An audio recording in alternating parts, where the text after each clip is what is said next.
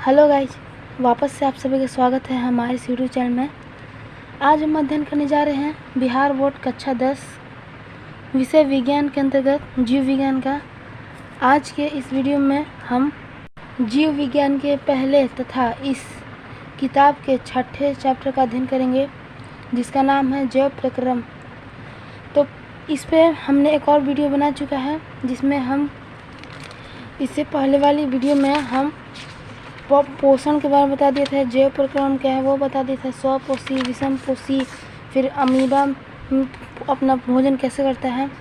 आज की इस वाले वीडियो में हम मनुष्य में पोषण को समझेंगे, फिर और इस अध्याय के अन्य महत्वपूर्ण तथ्यों को भी जानेंगे। तो यदि वीडियो अच्छा लगे तो वीडियो को लाइक करिएगा और बिहार बोर्ड के किसी भी विषयों की पढ़ाई के लिए हमारे चैनल को सब्सक्राइब कर लीजिए, ताकि सबसे पहले नोटिफिकेशन आपके पास पहुँचे। तो बिना समय गवाए चलते हैं। तो आज हम लोग पढ़ेंगे मनुष्य में पोषण। तो मनुष्य में पोषण कैसे होता है। पिछली वीडियो में हमने अमीबा में पोषण पढ़ लिया था, पेड़ पौधों में पोषण पढ़ लिया था, पादपों में पोषण पढ़ लिया था। आज हम मनुष्य में पोषण पढ़ेंगे, ठीक। तो यदि आपने पिछले वाला वीडियो नहीं देखा है तो ज़रूर वो देख लें, उसके बाद ही आपको यह सब समझ में आएगा। तो मनुष्य में पोषण पढ़ने हमें सबसे पहले पढ़ना है पाचन तंत्र। अब ये पाचन तंत्र क्या है, तो आहार नाल, इससे संबंध पाचक ग्रंथियाँ और पाचक क्रिया मिलकर पाचन तंत्र का निर्माण करती हैं।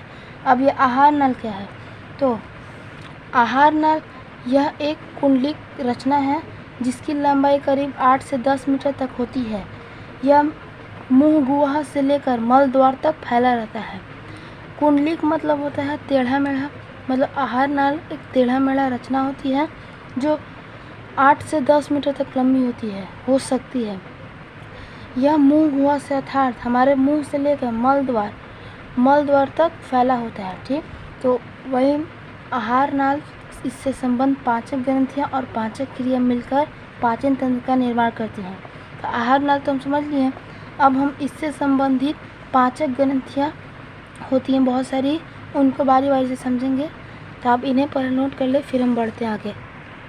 जैसा कि हमने बताया कि आहार नाल का सबसे पहला जो भाग होता है उसे मुंह गुहा कहते हैं, ठीक। तो मुंह गुहा यह आहार नाल का सबसे पहला भाग है। इसमें दांत, जीभ, जबड़े, ओठ जैसी रचना होती है।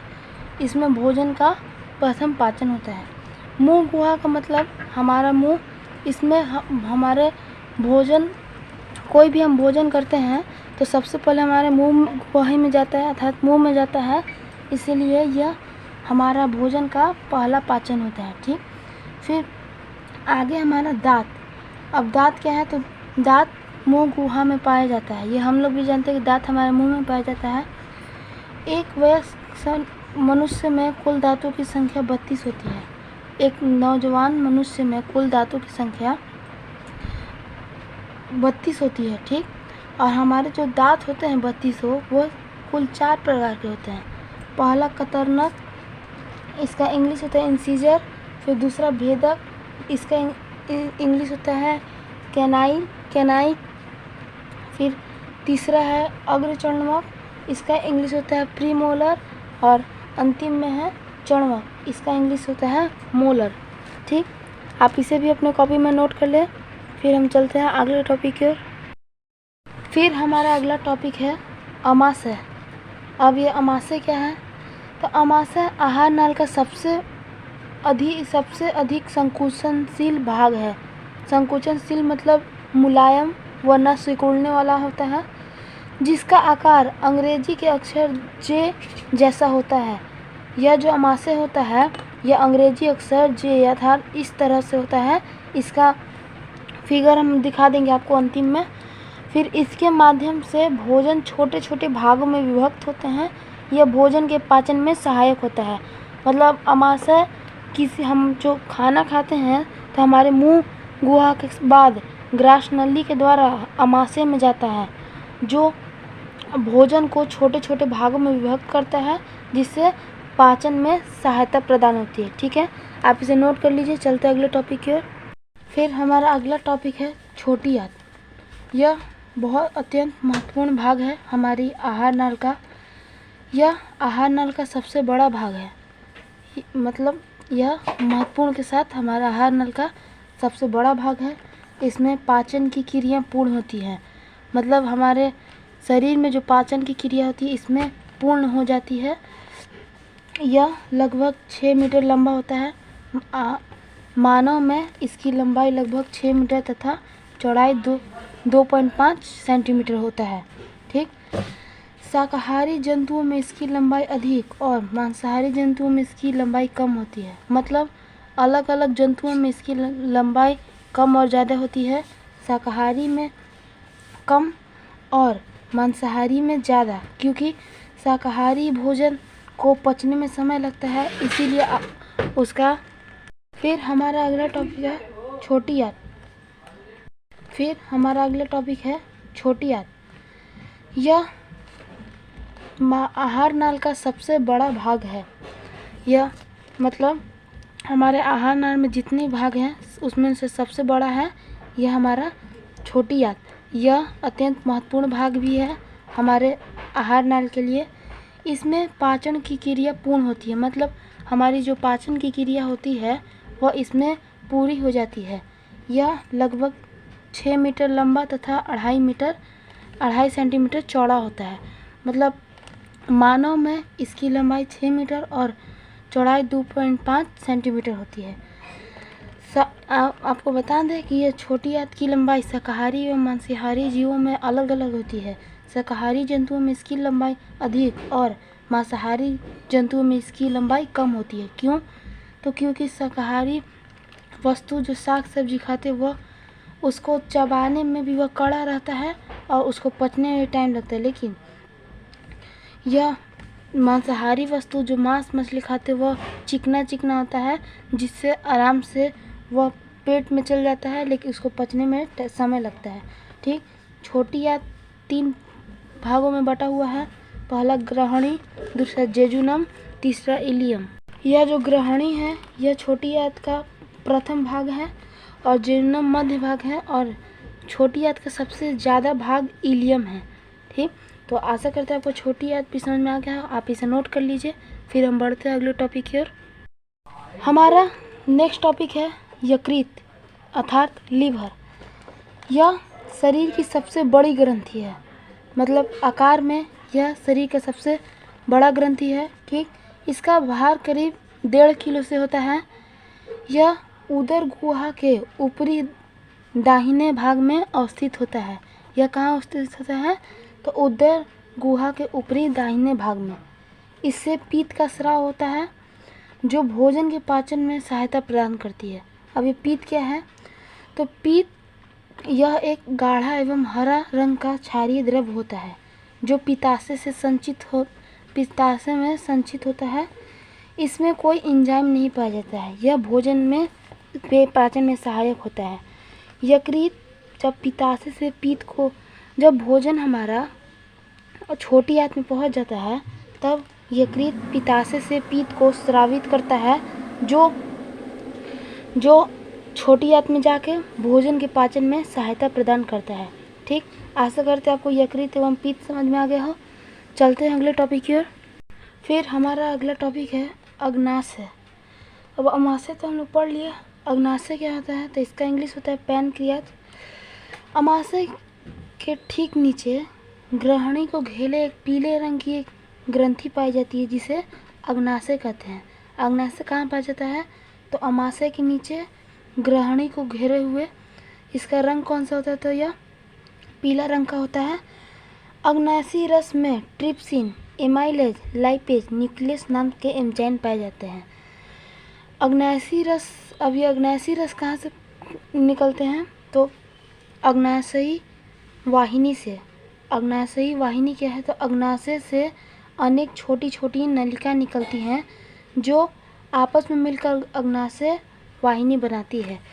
यह जो अग्नाशयी रस होती हैं यह भी पीत्त की भांति जब अग्नाशय से निकलती हैं तो छोटी आंत में जाती हैं और भोजन का पाचन करती हैं। ठीक, तो यह था हमारा अग्नाशय। चलते हैं अगले टॉपिक की ओर। फिर हमारा नेक्स्ट टॉपिक है बड़ी आंत। अब ये बड़ी आंत क्या है? तो छोटी आंत आहार नाल के अगले भाग बड़ी आंत में खुलती है। मतलब छोटी आंत जब ख़त्म हो जाती है उसके बाद बड़ी आंत शुरू हो जाती है। बड़ी आंत 2 भागों में बटा हुआ है, पहला कोलम, दूसरा मलाशय। जितना ज़रूरत हमारे शरीर में आहार नाल में छोटी आंत की उतनी बड़ी आंत की नहीं होती है। बड़ी आंत या केवल हमारे इसमें केवल शरीर के अपशिष्ट जो होते हैं वह इकट्ठा रहते हैं, फिर यह मलाशय में जाते हैं और धीरे धीरे करके मल द्वारा हमारे शरीर से निकलते हैं। ठीक, फिर हमारा अगला टॉपिक है सिक्कम। सिक्कम क्या है? तो छोटी आंत और बड़ी आंत के जोड़ पर एक नली होती है, जो नली सिक्कम कहलाती है। ठीक, फिर उसके बाद हमारा अपेंडिक्स। आपने सुना होगा कि अपेंडिक्स हो गया एक बीमारी का नाम दिया जाता है अपेंडिक्स को, परंतु अपेंडिक्स हमारे सारे मनुष्य के शरीर में होता है, बस वह बढ़ जाता है। सिक्कम के शीर्ष पर एक अंगुली जैसी रचना होती है जिसे अपेंडिक्स कहते हैं। मनुष्य के शरीर में इसकी किसी भी प्रकार की ज़रूरत नहीं है, यह एक अवशेषी अंग है। मतलब अपेंडिक्स हमारे लिए किसी भी प्रकार का लाभ नहीं है, वह एक तरह से बुरा ही है, क्योंकि जब हमें कहा जाता है कि खाकर लेटने के लिए नहीं, वरना उल्टा नहीं घूलटने के लिए। क्यों? क्योंकि जब हमारा भोजन छोटी आंत से बड़ी आंत में जाता है, यदि हम उस वक्त लेट गए या उलट गए तो वह भोजन हमारा अपेंडिक्स में चल जाता है।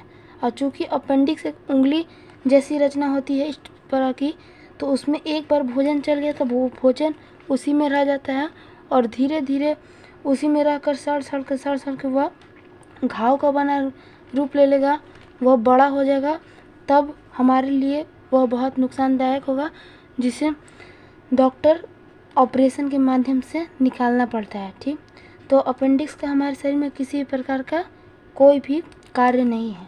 ठीक, तो आशा करते हैं आपको बड़ी आंत, सिक्कम, अपेंडिक्स समझ में आ गया हो।